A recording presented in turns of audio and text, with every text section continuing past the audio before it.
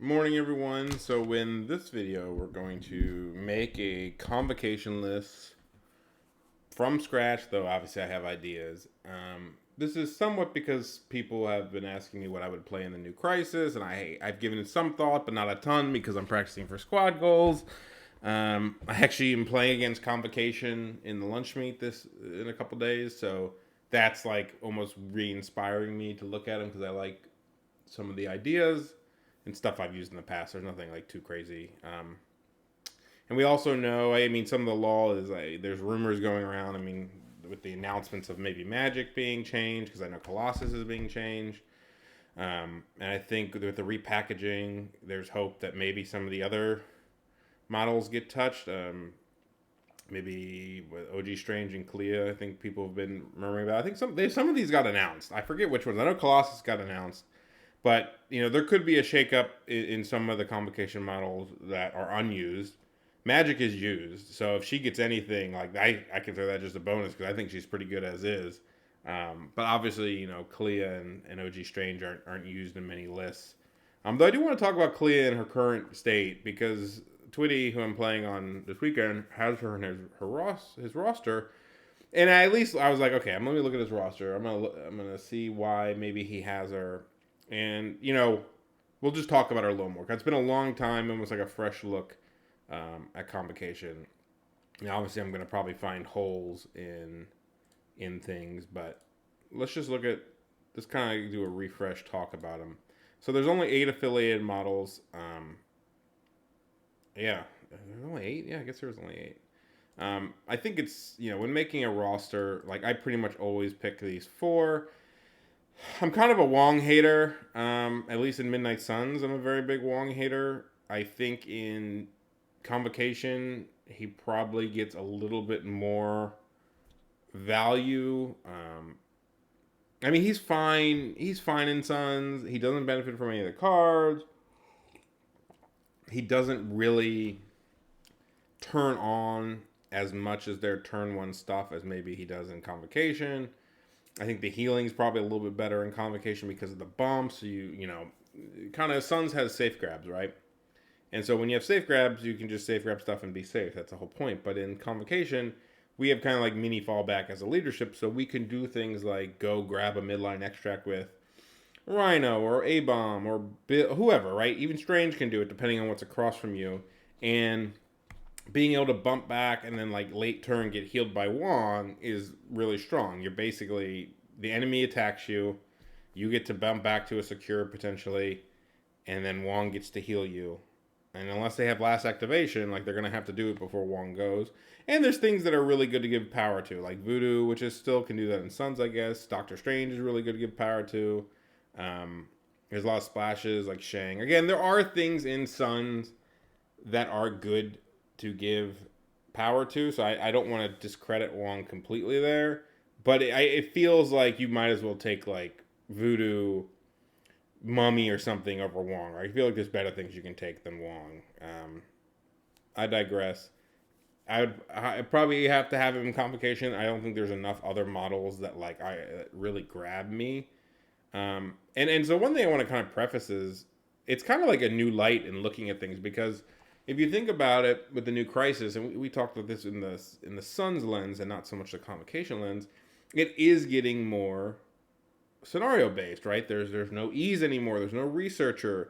Thanos and Thor 2 got nerfed, which were big freaking deals for this list. So I think the mid range, whether I hate or love that term, the mid range style of of Convocation, like there's less of that like aggressive Thor 2 bullshit 15 that sucks that you kind of have to plan for. So it's this new world of like, okay, intrusions still exist and that still sucks, but you also don't have to deal with intrusions with like Thanos, Cabal, and whatnot. There'll always be a little bit of hard matchups, but like I don't know, it's not the same. So I think like the lens of so many people playing, B shapes and pay to flips and McCracken, whatever. I don't know. It's just a different world that I haven't played Convocation on yet, and I think with good play, they're annoying and can do really well. So I probably should try them. And in fact, after squad goals, assuming there are some changes to models, and maybe just because I'll probably play them again. Um, I most likely will play them over Suns for a bit, just because I've played so much Suns. I'm almost at the point with Suns where practicing or at least thinking about my roster is probably a hindrance to me as opposed to helpful. Like I'm almost overthinking my squads and how I play and not just doing what I know to do. Anyway, I also thought about playing another affiliation, but I don't know if anything grabs me as much. So anyway, I would probably always pick these four, and then obviously there's models here. So we heard that like these two may get something. No idea. I mean, Clea is probably like on the list of models you never see in the world, but let's just look at her real quick because I find her. I think in a world of scenario based play, she could have a purpose if you need a 3 that's affiliated and not taking Wong, right? So I've been on the record to say that I do not like Mordo that much. I get he can do a lot of stuff. I know he's not as bad, and I'm kind of jaded because I played a lot of Mordo with Wong, and I think that's a horrible idea. It's just too passive, and I think you need to have, like, I think between these three, between Mordo, Klee, and Wong, you can only have one of them on the board at the same time. Maybe it's not a hard and fast rule, but it's kind of like a rule. Like maybe you should only, if you have one of them, you're probably okay, right? Wong's the obvious one. He's a 2-threat. He heals. He gives power. He sits in the back. He's the cheapest one. Okay, Mordo, he can give dice. He's a medium base, medium mover. Without Spider Portals being there, he's not as good on that map. I mean, he's fine. Like I don't like him, but I'm also, like I said, very jaded because I took him a lot with Wong, or I don't know, jaded is the wrong word. I took him so much with Wong that felt horrible that I think I'm giving him too much shit to where, like, if he was just taken by himself, he'd be okay. But then I kind of live in the world of, like, can I just take Wong instead of Mordo and then upgrade somewhere else, right? Like, what situation do I need Mordo over Wong? It'd have to be some, like, tall situation where I need a 3. No, because I would never want to take. I guess you could say if you're going, like, Voodoo, Mordo, Strange, which is they're 12 points, and then like something sitting on top of it to make like a 4 tall team, which is probably less necessary. Anyway, I don't like him that much. In fact, one of the splashes I'm going to talk about, he probably is okay there. But let's talk about Clea for a second. Okay, so she has a shitty stat line. Get over it, right? Like she can die. A 3 range gainer. Like no one plays her for like the first 2 things. You play her because of the stuff down here. So she can get 3 power, but she can take damage on skulls, which sucks. It takes an action, fine. I mean, people have meditate where they get 1 extra power and they get no damage, like Mordo. But maybe it's because her stuff she can do with her power is nice. She actually has 2 really good abilities. Like if you didn't take damage from this, which obviously would be too powerful because it would be whatever, right? Like her 2 abilities are really good. I mean, hell, even if she only got 2 power from, if she just had a normal meditate, and so she got 3 power a turn just from doing a meditate and her natural power, so she couldn't like, at least now she can do this and go flip a point or pick up an extract if you really wanted to. But having a size 2 range 3 throw is, a range 3 throw is really good. That's always on too. So that's probably the interesting part about her is like everything's on turn 1, because you can always do your descent, your action for power, and so like it's interesting because it's turn 1. It's like kind of turned up another notch because, for example, she can do this, walk to a point, and then if somebody's across from her on the midline, she can actually throw them back at her and towards the team, right? So she can like kidnap somebody. I'm using air quotes. Kidnap somebody. Also, I think her range 2 place is also really good. Obviously, being range 3 from her is really nice. I mean, Lockjaw is better, right? Lockjaw can basically do what she does because she still takes an action for a better, maybe she's affiliated, right? Yes, in a vacuum, Lockjaw is better than her. I almost have no doubt that Lockjaw is better than Clea. In the vacuum of she's affiliated, like that is a big deal in this case, because what you want to do is do stuff with powerful splashes. Like you bring in Lockjaw and he's one of your splashes, and you still have to take some fucking model like Mordo Wong potentially, and then you're sitting there with your thumb up your ass because you have no one that can do damage. I'm sure that's an exaggeration, but it's because she's affiliated that I think it's pretty nice. Um, and then the thing I like about the range 2 places, range 3 places are very good, and scalping other people is very good. Don't get me wrong, but in the world of like turn 1 stuff, besides like a large base, large move, or large base model like Jugs or Rhino, range 3 versus range 2 place isn't that big a difference, because I'm sure if you're trying to dive a back point it is, but like if you compare her to strange scalping somebody or himself, like you still need to walk potentially to get to an extract, right? So yeah, so what I'm saying is like range 2 gets a lot of people close enough to the midline to do what they want, right? It still gets a medium base medium mover 1 walk away. It gets strange 1 walk away. A range 3 place with strange, you still have to walk there if it's like a D shape. So like what you're getting for it is not bad. So like on extremist or something, depending on the threat value, her in the back, like walking to the back extremist, like if she teleports somebody and then walks to the back extremist and then maybe has to heal herself on the thing depending on how much damage she took, that's not that bad. Like probably the shittiest part is that like because of her powers in action, like she can't like walk off, throw somebody off an extremist, and then walk back because she wouldn't have the power to do it turn 2. But she's an interesting one. Again, if she gets changed and gets better, we'll see if they just give her something or if they remove something. But this is, you know, the more I'm sitting here, I'm like, I don't know, maybe she can do something. Maybe, you know, that throw is really powerful because I think like it's just the displacement, right? And in the world of like scenario stuff, being able to throw a size 2 off of a point can be really strong. So she's interesting. I don't know if I'd take her right away, but she's interesting. Ancient One's one of those models who I throw in my convocation list, and I don't want to say I regret it, but I want to say that I don't like using her that much. Again, this might be a new. I should probably reconsider her mentally and be like, she is a solid model. She's good versus like webs. She has a place. She can play the scenario game. She's a really good spender that is on a lot. Just because of reasons. She's, you know, she's probably fine. She's probably better than fine. So I would probably put her in and give her another shot. So I'd probably go with something like this, and then maybe depending if something changes, you can consider the other one. So I'd probably go with something like this where maybe Ancient One can be dropped, but it gets you like a nice core. Yeah. And so what kind of splashes am I into nowadays? Again, it's kind of interesting because you're thinking about this from it's a new world, right? Like not only the scenarios, what's popular, Thanos being nerfed, Thor 2 being nerfed. He's still good, but he's not the same. He's not going to just wreck you turn 1.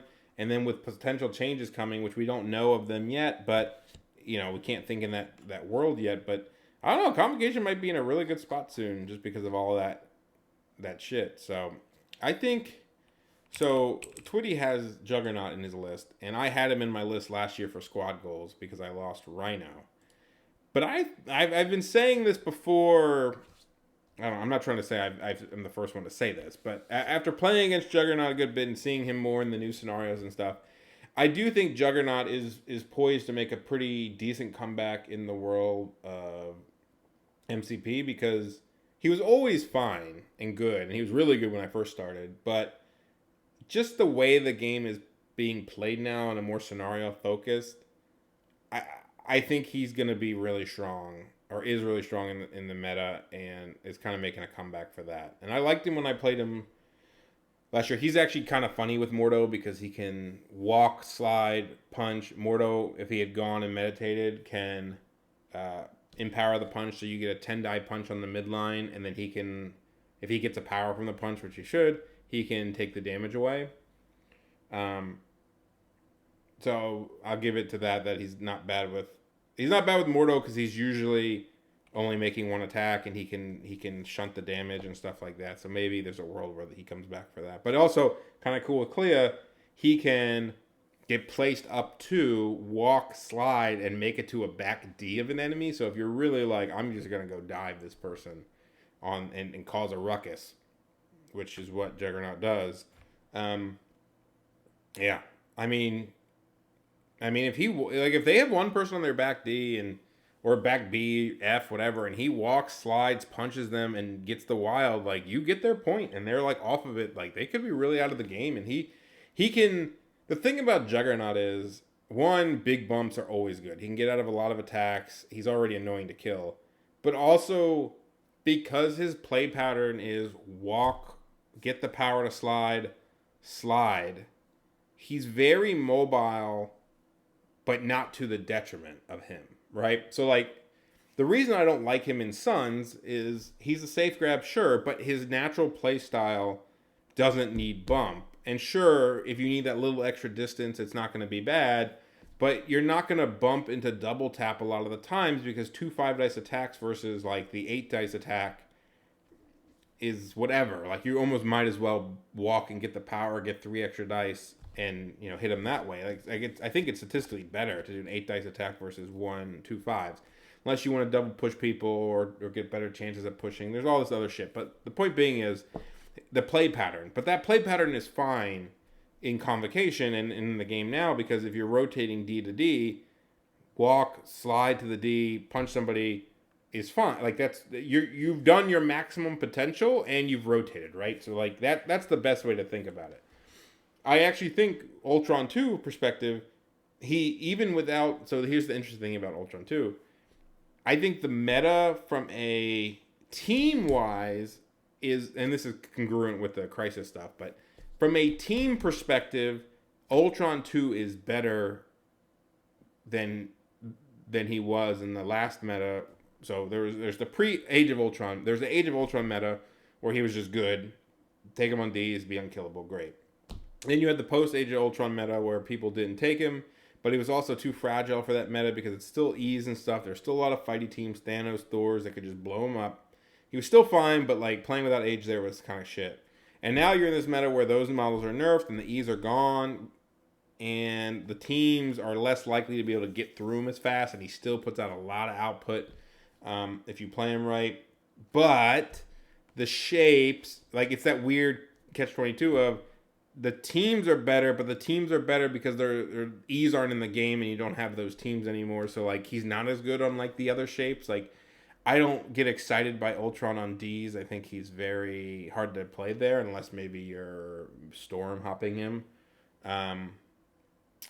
Like, I could see him being used in Storm more. I don't know if on, like, pay to flips, which are becoming more popular too, if I'm, like, super excited. The fact that he has to move and waste a lot of power doing stuff, like, at some point you just look at Jugs and go, all right, well, this guy does it naturally. Let's put him in. So I would actually put Juggernaut in.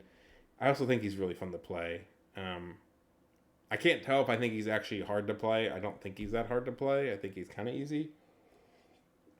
But he's also a great model to, like, go get a midline hammer and bump backwards and be like, what? Who cares, right? Like, who gives a fuck? So he's very annoying. And then you have Wong healing him potentially. Like I said, bump is super good on him. He throws his big punches and runs into people. He destroys terrain. That's another big one too. With Convo, people talk about, like, oh, no terrain throws, and he doesn't have one other than his card, or on the flip side. But you have two size 3s there, and he just walks and slides through them, and all of a sudden the enemy can't throw it at you. You gotta worry about him being thrown at you. But he's one I would definitely put in. I would put in Juggernaut. I think Maul is still a very good choice. Space Maul. I think he's still super good. Rhino. I still like playing Rhino. I still think he's really good in Convocation. I don't care what anyone says. Fuck Nick Fury. That's what I say. Fuck Nick Fury. I'm just so anti that guy. I think he's fine. I don't want to. I'm not trying to be like. I just don't like playing him. Rhino is my boy. I always play him in Convocation. Still think he's good. I play him in Suns right now, and he does well there. I think he's even better in Convocation because you want to get him an extract, and then he becomes really annoying to kill. He bounces around. You can heal him. Again, they're like two of these people are really good to heal. You get a lot of value from them if you heal them with Wong. So like taking them with Wong is not insane. You're also really like mobile with like this team. So I would take Rhino. I mean, the boring answer is to take Shang. At least in Convocation, I believe that there are like two. There are two reasons Shang. Well, you can say, okay, I have Wong, and thus giving him a power turn one. He's one of the best fours to give a power two turn one because you get the charge early. But I do think like it is slightly underrated. The bump on him, like he's the smallest base possible, so it's like you could say it's the least amount of usefulness. But two reasons: one, if somebody attacks you from outside range 3, bump will either get you outside of their attack range or into blank's range on the second attack, right? So that's a big deal. That's a big deal. If somebody's hitting you with like range 4 Mystic, you can either bump backwards to be outside their second attack, so he's very hard to double tap, which makes him very hard to kill. Or they can double tap him, but then he's bumping into their he's bumping into their range. I guess if you were just under 3, you'd still be over 4 if you bump back, right? Yeah. So there's like, I guess the only range that he can't get out of is if you're shooting him at just above 3 and you're range 5, like a rocket, then he can't bump out of it. But like being able to bump into blank's range can be a big deal as well. Also, like him on the flip side with Plains of Poldock and his spender is fucking insane. Like, so obviously if you need his card, you can't do double spender. But there was a game I closed out against Curtis because I had 10 power and I played Plains of Poldock on his Rhino, and I said, I'm going to punch you twice with this attack, and 10 dice reroll all is pretty freaking good when you need to kill something.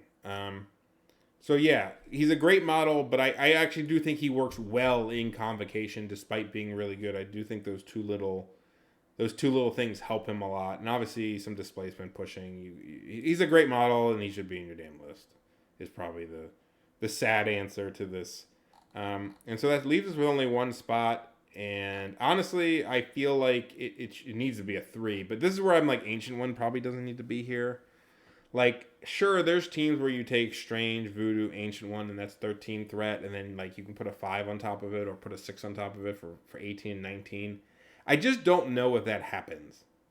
I just don't know if Ancient One is ever going to be better than like Wong. Like, I'll give you an example of a team. Like, let me pick another model. Let's pick a 3 threat. Let's just pick Zemo because he's good and he's good everywhere. But let's just pick Zemo. It could be Mummy. Zemo has advantages with like, again, good turn 1 with Wong, good turn 1 with Wong, good at grabbing things, getting back. Just a great kind of 6. I actually really like the squad, and I could even see dropping Ancient One for something. There are like 2 double 2 teams that are pretty good. But if Toad gets nerfed and Bullseye gets nerfed, I mean, that helps us for sure. It definitely helps Convocation if those 2 get nerfed, even though sometimes we use them. Bullseye not being range 4 is really good for Convocation just because the ping damage can really add up on Convocation. And Toad, we already have some answers for Toad, but with like you can give Voodoo power and just make him drop it. But just that 1 extra health, like the greater chance of somebody like one-shotting him and stuff like that. I don't know if I dropped Ancient One, who it would be. I would probably, if I dropped Ancient One, I'd probably want another affiliated 3, potentially. So that's where like a Clea or, is this really close to, no. Anyway, it'd probably be something like this. Right? I really like this squad. Too bad some of those models are taken for squad goals. Can't play it. Let's just do a breakdown. So, I mean, like, cards in Crisis, I don't have a good sense of it, and I know I said I was going to make the list, and people probably care about Crisis, but, I mean, Scoundrels, Extremists, Cosmic Invasion. I don't know how we are at the new pay to flips, like McCrane and stuff. Like we should be okay. Like we have some good things about it. Strange can teleport and do his stuff. Jugs would be really good there. I mean, that 19 Wong is probably okay. The threat's probably better. Why can't I do a breakdown? What? What do you mean no squad is possible? Oh, that's because I didn't put the card in there? Oh, because there's no leader because I didn't put the card. Okay, well, fuck it. Team tactics. You're killing me here, game. I feel like I made this exact roster the other day. I wouldn't put that in. I think it has room for one more card. I don't care. Bane is fine. It's probably pretty good in the meta if you can get on like 2 people in a scenario meta. Orb and Ring is probably fine. Orb's probably better than I gave credit for. I haven't played it in a long time. I did try to do the book stuff for a while, but I think that's going to be too hard to pull off. I mean, it's pretty obvious, right? I think it's actually writes itself because I think you have to do robbery. Do you know who I am? Shush, Chi Mastery, I am a Baron. So you have 5 specific character cards you have to take, and then 2 restricted. 1, 2, 3, 4, 5. You have 5 character cards, 2 restricted. So you're basically eaten up already. Like that's your 10, which is fine because like you're probably never taking a team that isn't splashing at least 1 model, right? Every single one of these models cards are very good, right? You're not taking Rhino without it. You're not taking Juggernaut without it. You're not taking Maul without it. Okay, Chi Mastery and I'm a Baron are probably the 2 you could consider not taking. And so if you really wanted like a 4th card. But like again, there's no team you're taking that doesn't involve one of these models to where you can take Planes of Pollock's probably auto take. No matter who you have. As long as you have like Doctor Strange or Voodoo or Mad, like you're probably taking Planes of Pollock. Bar doesn't count. You're too restricted. Okay, I could see a world where you drop one of the character cards for something else. Ooh, that does get a little tight. Ooh, I haven't played with enough. That's an interesting one though. Anyway, Crisis, because Ironbound Bar with no doors doesn't count. People get angry about that. I don't know if our 17 is good enough for me to like take this. Was it something like this maybe? This is kind of funny. I don't know. I haven't played enough yet. And then, I mean, none of these are new ones, right? I know Infinity is good for us, right? I could see something like this. I could see Extremist being something else. I think there's a world where like Deadline is actually okay for us. It depends on what you want to do. It's very hard to take. I mean, you can go 4Y with like Strange. You would need another affiliated 3. I wouldn't want to take Wong, but you know, I think that kind of depends on what gets. If something gets buffed, that's interesting. Again, this could change easily. If you know, all it takes is OG Strange to be useful, or Clea or something to be useful, to really. But I want to talk about like 19s, right? So let's just force him. That's the only thing, right? So like there's 4 wide 19s like this, and you can be like, okay, cool, but I feel like first off, I think this 19 is really good right here. I think this is actually a very good 19 for scenario stuff. I think you have even this one below is actually pretty good too. I think these are 2 really good 19s for like senators. You know, things like we talked about it. Rhino can go steal an enemy senator, and then he can bump back to a side D, for example. You can charge with, you know, he can charge turn 1 with Wong there. You have healing. If you have somebody on the back point, like I like this 19 a lot. I think this 19 is also not bad. It's hard to decide which one you'd want, but like you take this 19 up here, and it's kind of like, okay, I'd rather have a 3, like if you compare these 2 to each other. Can I move them? Nope. Like a lot of the time, I'd probably rather just take this 10 threat than this 10 threat together. I guess the question I have with this type of roster is when I would take 4 wide versus Like, I'd almost rather this be 18 than be Magic. Like, full stop. Like, I'd almost rather it be that. The 17 with Wong, I don't know. I'm kind of iffy about it. I don't know. We feel like we're really good at 19. There's some really good 19s here. 17's interesting. See, like, I'd rather just take this Juggernaut version, probably. This one's okay. I don't know if I even like this one. I'd rather have another 2, right? This one's a classic one that I like. This is where, like, if you had another 3... Well, I guess it could be unaffiliated in this. I guess I'm a little too anti-affiliated sometimes, where I'm like, I don't want to take convocation pieces. And it's like, why don't you want to take convocation pieces? But actually, one of the ones I wanted to look at that I think I've talked about before, but I think is really good is this one. I think this, maybe even the one below it too. It's an interesting dynamic and it's kind of like a talking point of like, you know, you see the core being the affiliated pieces, and then you can take like a 5-3 and a 4-4 and they're meta models, it's whatever. But like, you look at them and you go, man, like, which one's better, right? Like, is it better to take Shang Rhino or is it better to take Zemo, like, Jugs? Like, you look at them and go, like, they're both really good. But, like, they're actually both very good. It's an interesting one. It's Strangeless, which I know feels weird. I know, And I think this one feels a little weird because, I mean, this one is just the 17 I showed before, but it has Jugs instead of Strange, right? So you're basically like, is Juggernaut better than Strange? I think probably this is the one that I think gets more powerful. You have 2 steals. Like, if you play versus Webs, for example, this is the one versus Webs that I'm like, is this one just like secretly really good? Okay, Wong isn't the greatest model versus Webs, but he can turn on your others. You have 3 Mystic attackers.